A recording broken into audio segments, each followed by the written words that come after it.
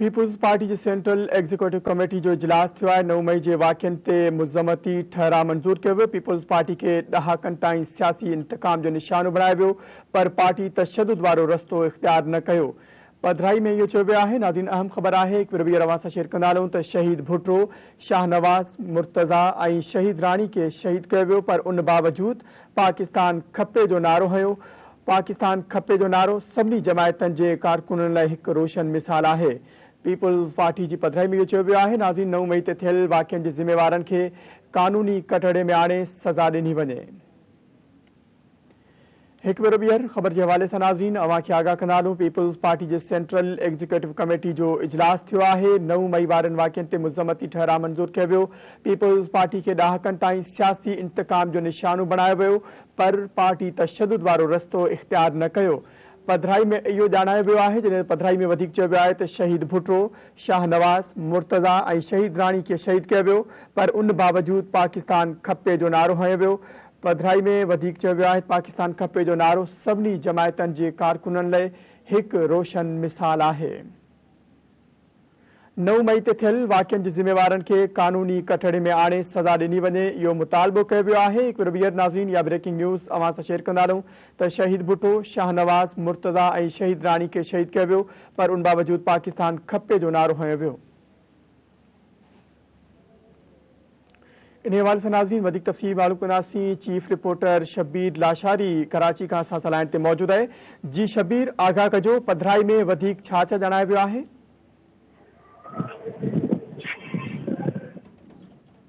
जी शब्बीर, आगाह कजो।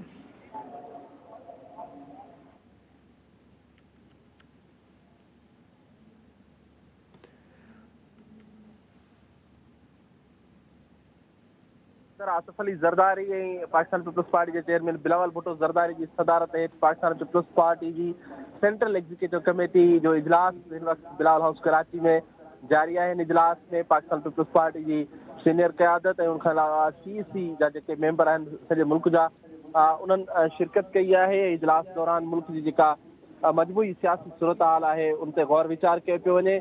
Pakistan People's party की CEC इजलास में 9 मई जा जेके वाक़िया उन्हनि ते मज़म्मती ठहराव जो है मंजूर किया वियो आहे। उन मौके ते पाकिस्तान पीपल्स पार्टी पार्लियामेंट्री जे सदर आसिफ अली ज़रदारी ऐं chairman Pakistan People's Party Bilawal Bhutto Zardari की सरबराही में जेको इजलास थियो आहे उनमें 9 मई जे वाक़ियनि जी मज़म्मती जेका करारदाद आहे उहा मंजूर कई वई। करारदाद में चयो वियो आहे त पाकिस्तान पीपल्स पार्टी 9 मई ते मुल्क के मुख़्तलिफ़ शहरनि में जेके वाक़िया पेश आया उन्हनि वाक़ियनि जी भरपूर मज़म्मत करे थी। करारदाद में सरगोदा में यादगार शहीदनि जी यादगार के नुक़सान पहुचाइण ऐं जना हाउस के जेको आहे बाह ॾियण ऐं उनखां अलावा दीर में FC किले में जेका भंजरा कई वई आहे। मर्दान में कर्नल शेर खान जे मुजस्मे खे टोड़ियो वियो। उनखां अलावा सवात मोटरवे टोल प्लाज़ा खे छाड़ियो वियो।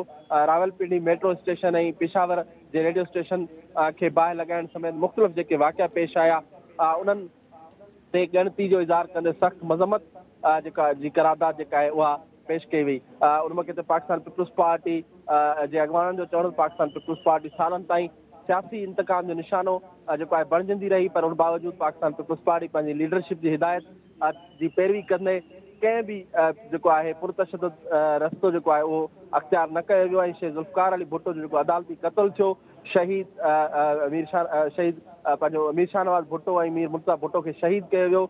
शहीद मोहतरमा बेनज़ीर भुट्टो खे शहीद कयो वियो, पर पाकिस्तान पीपल्स पार्टी उन सभिनी शयुनि जे बावजूद पाकिस्तान खपे जो नारो हंयो। इन जेको आहे CEC इजलास आहे उन इजलास में 9 मई खां पोइ पैदा थियल जेका सियासी सूरत हाल आहे उन ते पिणु गौर वीचार करे अहम फ़ैसिला जेके आहिनि उहे कया वेंदा ऐं 7 वॻे खां पोइ उनजी ब्रीफिंग पिणु ॾिनी वेंदी। जी शब्बीर, वॾी महिरबानी आगाह करण लाइ।